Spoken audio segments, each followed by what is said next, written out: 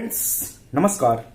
मैं आपका अपना साथी शिवशंकर मिश्रा और आप देख रहे हैं मेरे साथ लीगल दर्पण चैनल। लीगल दर्पण चैनल में आप लोगों का स्वागत करता हूं। फ्रेंड्स, मैं आज आप लोगों को बताने वाला हूं कि चेक यदि बाउंस हो जाता है तो उस मामले में क्या कानूनी प्रक्रिया होती है। क्योंकि यदि चेक बाउंस हो गया तो आपको जितने पैसे लेना है वो पैसे तो आप वसूली करेंगे, वसूली आप कानूनी प्रक्रिया के द्वारा ही करेंगे। तो कानून की प्रक्रिया क्या है यदि आपके द्वारा जमा किया गया चेक बाउंस हो जाता है तो। सबसे पहले जानिए कि चेक बाउंस क्यों होता है। देखिए, चेक हमने बैंक में जमा किया, अब जिस व्यक्ति ने आपको चेक दिया था उसके अकाउंट में इनसफिशिएंट बैलेंस नहीं था, जिस कारण से आपका चेक बाउंस हो गया। तो चेक बाउंस होने के बाद जो है आप उस पे पैसे के लिए बोलोगे। अब वो पैसा देने से मना करता है या फिर आजकल कर रहा है तो आप उसे पैसे वसूलने की कोशिश कीजिएगा। तो पैसे वसूली करने के लिए आपको कानून की सहारा लेना पड़ेगा। तो उसी कानूनी प्रक्रिया जो है उसी के बारे में आज मैं डिस्कस करूंगा। तो इसे जानने के लिए वीडियो को लास्ट तक देखिएगा और वीडियो यदि अच्छा लगे तो इस तरीके की और भी वीडियो पाने के लिए, देखने के लिए चैनल को एक बार सब्सक्राइब, लाइक और शेयर कर दीजिएगा। तो आइए जानते हैं। फ्रेंड्स, जब आप किसी के साथ लेन देन करते हैं और लेन देन के क्रम में कितने बार कैश देते हैं, कभी चेक आता है, तो मैं चेक की बात कर रहा हूं। चेक यदि आपके पास आया, चेक आपने बैंक में जमा करा, अब बैंक में चेक बाउंस हो गया ड्यू टू इनसफिशिएंट बैलेंस या किसी कारणवश। अब चेक यदि बाउंस हो गया तो सबसे पहले आपको क्या करना है, किसी एडवोकेट से कंसल्ट करना है।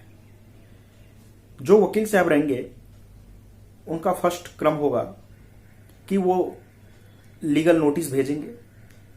वो लीगल नोटिस इस बिहार पे भेजेंगे कि चेक बाउंस जो हुआ वो आपको बैंक जो है रिसिप्ट देगा चेक बाउंसिंग का। तो उसमें सारा कुछ रहेगा, चेक बाउंस के कारण से लेके सब कुछ। अब वो वकील साहब लीगल नोटिस बनाएंगे। लीगल नोटिस बना के जिस व्यक्ति ने आपको चेक दिया था उसको भेजेंगे। उस लीगल नोटिस में सारे ग्राउंड्स लिखे जाएंगे। उसके बाद लास्ट पैरा में जो है वो यह भी क्लियर कर देंगे कि आप विद इन 15 डेज यानी 15 दिन के अंदर अपना सेटलमेंट कर लें, इनका पेमेंट कर दें जो भी। अदरवाइज यानी अन्यथा आप पे कानूनी कार्रवाई की जाएगी। अच्छा, यहां पे एक चीज गौर करने वाली बात है, ध्यान रखने वाली बात है, क्योंकि बहुत सारे व्यक्ति इन चीजों को नहीं जानते हैं। वो चेक आज बाउंस हुआ, 2 महीना 4 महीना बाद वो एडवोकेट से कंसल्ट करते हैं। तो इस चीज को जानना बेहद ही जरूरी है। देखिए, चेक बाउंसिंग का केस जो होता है ये नेगोशिएबल इंस्ट्रूमेंट एक्ट 138 के अंतर्गत दर्ज होता है, फाइल किया जाता है सूट। ये चूंकि क्रिमिनल केस होता है, ये सिविल नहीं होता, तो इसीलिए ये क्रिमिनल कोर्ट में फाइल होता है और 138 नेगोशिएबल इंस्ट्रूमेंट एक्ट के अंतर्गत ये केस फाइल होता है। अब यहां पे बात आती है, जो ध्यान रखने वाली बात है कि चेक बाउंस जिस दिन हुआ, आपको बैंक से रिसिप्ट मिल गई उस डेट में, उस डेट से विद इन 30 डेज में आपको नोटिस भेजना है। नोटिस भेजने के रिसिप्ट के डेट से 15 डेज यानी 15 दिन के अंदर उनको सेटलमेंट करना है। यदि वो सेटलमेंट नहीं करता है, आफ्टर 45 डेज आपको सूट फाइल करना है। यानी कि टोटल जो यहाँ पे टाइम का बाउंडेशन है वो 45 दिन का टाइम का बाउंडेशन होता है, लीगल नोटिस भेजने से लेकर और सेटल पार्टी से सेटलमेंट करने तक। यानी 30 दिन, जिस दिन आपका चेक बाउंस हुआ, आपने रिसिप्ट कलेक्ट किया, आप उसको नोटिस भेज दीजिए। नोटिस भेजने के बाद वो 15 दिन उस दिन से आप जोड़ लीजिए, यानी टोटल 45 दिन का आपको टाइम लेके चलना है।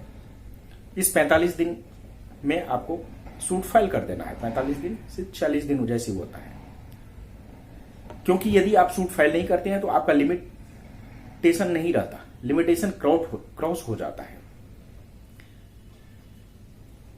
फिर वो सिविल में आपको सूट फाइल करना पड़ेगा। अब सिविल में इसके दो तरीके के सूट होते हैं।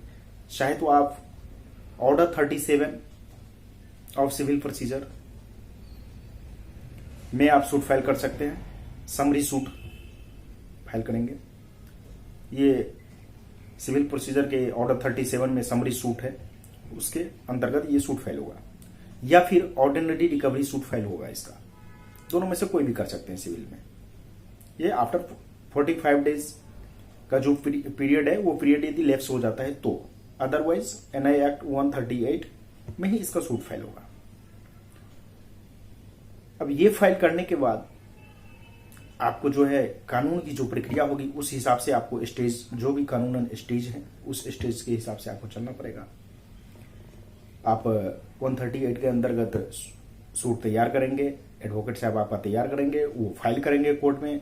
कोर्ट में फाइल करने के बाद पार्टी को नोटिस जाएगा, समन जाएगा, पार्टी एपीआर होता है तो फिर उससे बात किया जाएगा। आगे की प्रोसीजर, कोर्ट का जो प्रोसीजर है वो प्रोसीजर होगा।